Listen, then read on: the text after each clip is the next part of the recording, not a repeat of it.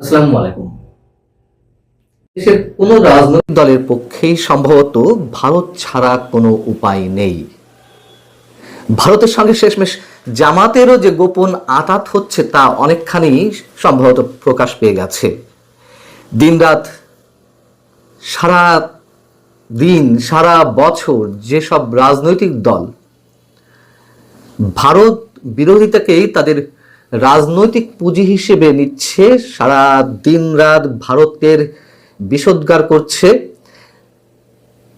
তারাও এখন ভারতের শরণাপন্ন হচ্ছে বা ভারত যা বলছে তাই শোনার চেষ্টা করছে, অথবা ভারতের আনুকূল্য চাইছে। যদি কেউ এমনটা মন্তব্য করে থাকেন, খুব বেশি কি ভুল হবে? বাংলাদেশের জামাতে ইসলামীর আমির ডক্টর শফিকুর রহমান এবছর শুরুর দিকে ভারতের কয়েকজন কূটনীতিকের সঙ্গে বৈঠক করেছেন, বা ভারতের দুজন কূটনীতিক শফিকুর রহমানের সঙ্গে বৈঠক করেছেন, যেভাবে বলি না কেন সেটি প্রকাশ পেয়ে গেছে বুধবার নিজের বাসভবনে বসে আন্তর্জাতিক বার্তা সংস্থা রয়টার্সকে যে সাক্ষাৎকার দিয়েছেন, সেই সাক্ষাৎকারের মধ্যে তার বক্তব্য থেকে এই বিষয়টি বের হয়ে এসেছে এবং এটি নিয়ে সারা দেশেই এখন ব্যাপক হইচই শুরু হয়েছে। জামাতের আমির রয়টার্সকে বলছিলেন যে অন্যান্য দেশের কূটনীতিকেরা যেমন প্রকাশ্যে তার সঙ্গে সৌজন্য সাক্ষাৎ করেন, ভারতীয় কূটনীতিক তেমনটি করেননি।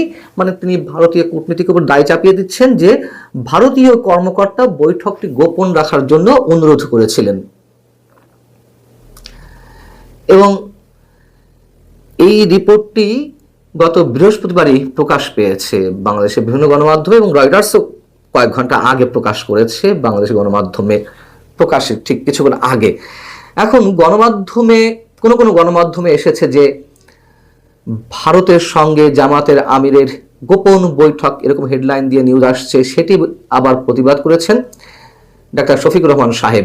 তিনি তার ফেসবুক পেজে একটি স্ট্যাটাস দিয়েছেন, আমি একটু ছোট করে আপনাদেরকে পড়ে শোনাই। তিনি বলছেন যে আন্তর্জাতিক মিডিয়া রয়টার্সকে গতকাল দেওয়া এক সাক্ষাৎকারে রয়টার্সের একজন সাংবাদিক আমাকে জিজ্ঞাসা করেন, ভারত যেহেতু আপনাদের প্রতিবেশী দেশ, তাদের সঙ্গে আপনাদের কোনো যোগাযোগ আছে কিনা, কোনো কথাবার্তা বা বৈঠক হয় কিনা।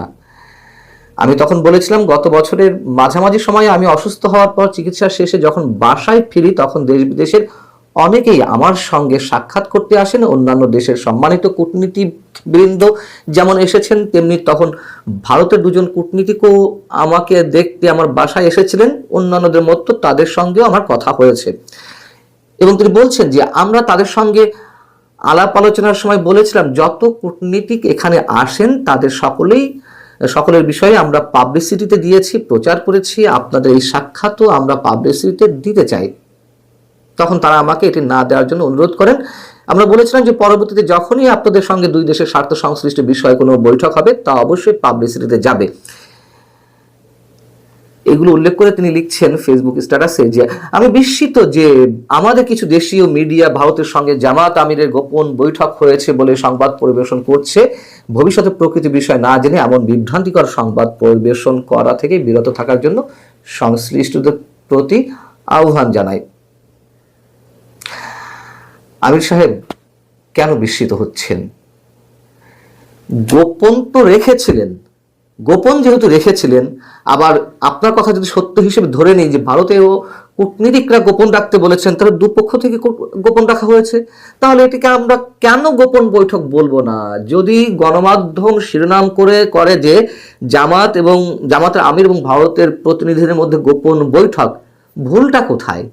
এতে বিস্মিত হওয়ার কি আছে?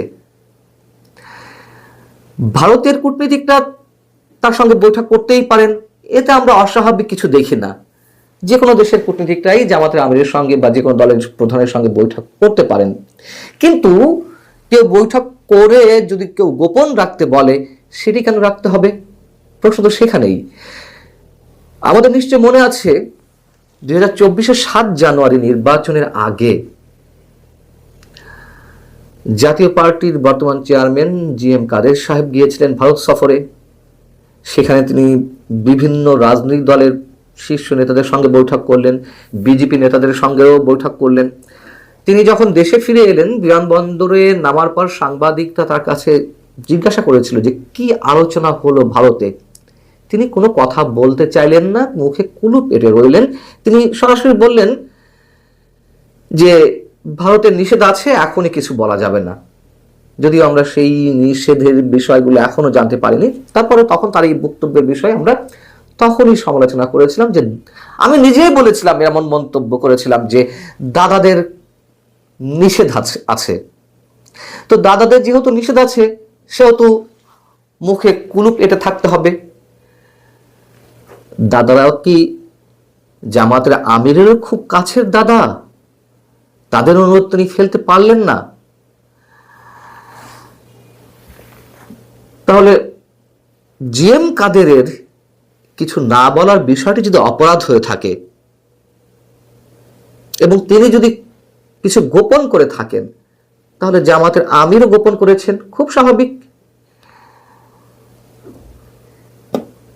যদি প্রশ্ন করি যে সেই বৈঠকে কি কথা হয়েছিল, কি নিয়ে আলোচনা হয়েছিল, সাহস আছে জামাতের আমির ডাক্তার শফিকুর রহমানের সেগুলো প্রকাশ করার? আমার মনে হয় না, প্রকাশ করার সাহস নেই। যদিও তিনি বলেছেন পরবর্তী থেকে সবকিছু পাবলিক করা হবে, ওটা আগে পাবলিক করুন, কি কথা হয়েছিল। আবার জামাতের নেতৃত্ব মেনে নিয়ে যে এনসিপি জোটে গেছে, নির্বাচনী জোটে, এবং প্রথম থেকে বলা হচ্ছিল এটি জামাতের বি টিম, যাও সেগুলো তো প্রমাণ হয়ে যাচ্ছে, সবকিছু যা যা বলেছিল আমরা সবকিছু প্রমাণ হচ্ছে। সেই এনসিপির অন্যতম শীর্ষ নেতা সাজিদ আলম আবার জামাতের আমিরকে ডিফেন্ড করছেন। কত বড় জঘন্য বিষয়! মানে এদের রাজনীতির কোনো ধরনের নীতি, নৈতিকতা, আদর্শ বলতে কিছুই নেই। কিভাবে ডিফেন্ড করছেন? সাজিদ আলমও তার ফেসবুক স্ট্যাটাসে লিখছেন, জামাতের আমিরের সাথে ভারতীয় দুই কূটনীতিক বৈঠক করেন এবং সেই তথ্য পাবলিকলি না জানানোর কথা বলেন। জামাতের আমির প্রতি উত্তরে বলেন, দেশের স্বার্থ সংশ্লিষ্ট বিষয়ে আলোচনা হতেই পারে, এক্ষেত্রে গোপনীয়তার কিছু নেই এবং পরবর্তীতে আলোচনা হলে পাবলিকলি হতে হবে। এই তথ্য জামাতের আমির নিজে সংবাদ সংস্থা রয়টার্সকে জানান, তারপর সেটা বাংলাদেশের মিডিয়ায় আসে। সরি, জামাতের আমির নিজ থেকে রয়টার্সকে জানায়নি। রয়টার্সের প্রশ্নের প্রেক্ষিতে জামাতের আমির স্বীকার করতে বাধ্য হয়েছেন। এটা জামাতের আমির নিজের থেকে জানাননি ভারতের বিষয়টা। রয়টার্সের প্রশ্নের প্রেক্ষিতে তিনি যদি স্বীকার না করতেন, তিনি ভালো করেই জানতেন যেটা সামহাউ ডিসক্লোজ হবে, তাদের হাতে প্রমাণ আছে বিধায় তারা এই প্রশ্নটা খুবই কনফিডেন্টলি করছে। এবং মিটিং হয়েছে, তো বৈঠক হয়েছে প্রায় বছর খানেক আগে। 1 বছর ধরে কেন লুকিয়ে রাখতে হলো শুধুমাত্র ভারতীয় কূটনীতিকদের অনুরোধের প্রেক্ষিতে? কি অদ্ভুত একটা বিষয়। এখন রয়টার্সের কাছে স্বীকার করতে তিনি বাধ্য হয়েছেন। বাধ্য না হয়ে কোনো উপায় নেই।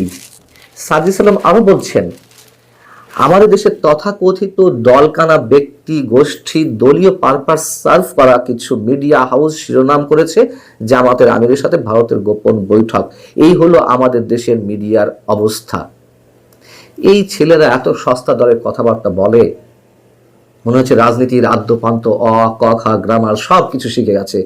মানে এই ধরনের সস্তা কথা বলে আবার আনুকূল্য পাওয়ার চেষ্টা করছে, এদের নিজেদের কোনো লাজ লজ্জা নেই।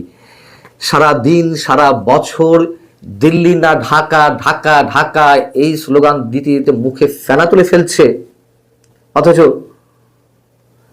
নির্বাচনকে সামনে রেখে তারা আবার দিল্লির দিকেই তাকিয়ে আছে। দিল্লির কথাই কখনো কখনো অনেক কিছু গোপন করছে, কখনো কখনো আবার দিল্লির বিরুদ্ধে যুদ্ধাঙ্গহী মনোভাব পোষণ করছে। দিল্লি আক্রমণ করা হবে, 7 সিস্টার্স ভেঙে দেওয়া হবে, আবার এদিকে দিল্লির সাথে গোপনে কথাবার্তা, সেটিকে আবার ডিফেন্ড করছে। এটিকে কেন্দ্র করে আবার বাংলাদেশের গণমাধ্যমকে অ্যাটাক করছে। গণমাধ্যমের কোনো দোষ নেই, গোপন বৈঠককে গোপন বৈঠকই বলতে হবে, এখানে ওপেন বৈঠক বলার কিছু নেই। আমরা আরো অনেক কিছু দেখতে পাবো নিশ্চয়ই সামনের দিনগুলোতে। ভালো থাকুন, সে পর্যন্ত অবশ্যই নিরাপদেও থাকতে হবে আমাদের। আল্লাহ হাফেজ।